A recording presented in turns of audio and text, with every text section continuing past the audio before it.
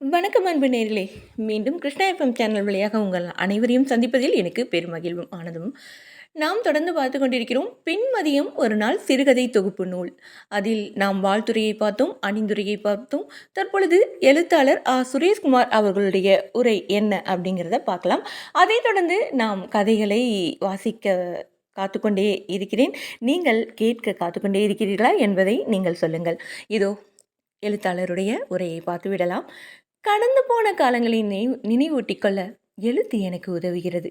பல நாட்கள் பெரும் படிப்பினைகள் இன்னும் எழுது என்று என்னை உயிர்ப்போடு நகர்த்தி விடுகிறது. ஒரு இடப்பெயர்வு நமக்கு புதிய மனிதர்களை, புதிய சூழ்நிலைகளை எதிர்கொள்ள பழக்கி விடுகிறது என்பதுதான் உண்மை. கானகத்தில் சுற்றி திரியும் வேட்டையாடி விலங்குகளைப் போல் இந்த சமூகம் ஏற்றத்தாழ்வுகளை, நன்மை தீமைகளை எல்லோரின் மீதும் ஏவி விடுகிறது. அதில் யாருக்கும் துயரினை விளைவிக்காத எளிய உயிர்களும் அடங்கும். அவற்றின் குருதியில் மெச்சத்தக்க ஒரு துளி என் உயிரில் கலந்திருக்கலாம். அது பெருகி இந்த எழுத்துக்களில் இலையோடி வருகிறது, என்னையும் மீறி.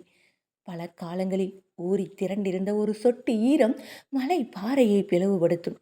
பெருமனத்தில் கிளைத்திருக்கும். அது வேறாக, மரமாக பெருகுவதைப் போலவே சுய அடையாளமற்ற ஒரு மனம். இரவு குளிரில் நடுங்கி திரியும் நன்றியுள்ள ஒரு ஜீவன். மனிதர்களால் நடத்தப்படும் அரசியலில் விழுந்து நொறுங்கும் ஒருவன். இப்படி பல கதைகள் புனையப்பட்டிருக்கின்றன. ஆனால் பாருங்கள், காலம் யாரையும் கைவிடுவதில்லை. அதனால்தான் இந்த கதைகள் உங்கள் கரங்களில் இருக்கிறது. உங்கள் இதயத்துள் நுழைய உங்களின் நீள தனிமையை கோருகிறது. எனக்குள் உறைந்திருக்கும் அனுபவ பாலங்களை கொஞ்சம் கொஞ்சமாக இந்த எழுத்துக்களில் பெயர்த்து வைக்க முயன்றிருக்கிறேன். அவற்றில் சில கைத்தவறி விழுந்திருக்கின்றன. ஆனாலும் அடுத்தடுத்த முயற்சிகளில் தருவேன் என்று நம்புகிறேன்.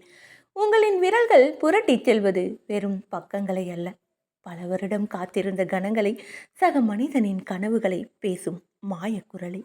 வாழ்த்துறை வழங்கிய அன்பு தோழமை பேராசிரியர் மூர்த்தி அவர்களுக்கும், அணிந்துரை வழங்கியிருக்கும் எங்கள் அன்பிற்குரிய பேராசிரியர் தமிழ்மாறன் அவர்களுக்கும் என் அன்பான நன்றி.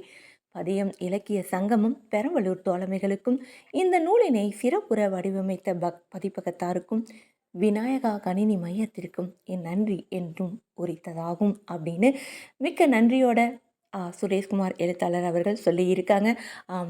நாம் பார்த்தோம் வாழ்த்துரை, அணிந்துரை, எழுத்தாளருடைய உரை எல்லாம் பார்த்து விட்டோம் அல்லவா? நாம் தொடர்ந்து பார்க்க இருப்பது அற்புதமான கதைகள்.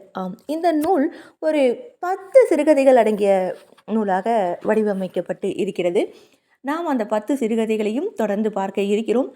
அதில் முதல் சிறுகதை மினுங்கும் கண்கள். மினுங்கும் கண்கள் என்ன சொல்ல வருகிறது என்பதை கேட்க அவளோட காத்து கொண்டே இருங்கள். அன்பனேர்களே, நீங்கள் என்னுடைய அற்புதமான, அப்படி சொல்லக்கூடாது, என்னுடைய வாசிப்பினை பற்றி, கதை வாசிப்பினை பற்றி நீங்கள் உங்களுடைய விமர்சனங்களை பதிவு செய்ய வேண்டும் என்று பேரன்போடு கேட்டுக்கொள்கிறேன். நன்றி அன்பனேர்களே. விடைபெறுவது நான் உங்கள் அன்பு அறிவிப்பாளர் சகோதரி இளையவேணி கிருஷ்ணா. தொடர்ந்து பயணிப்போம் நாம் பின்மதியம் ஒரு நாளில்.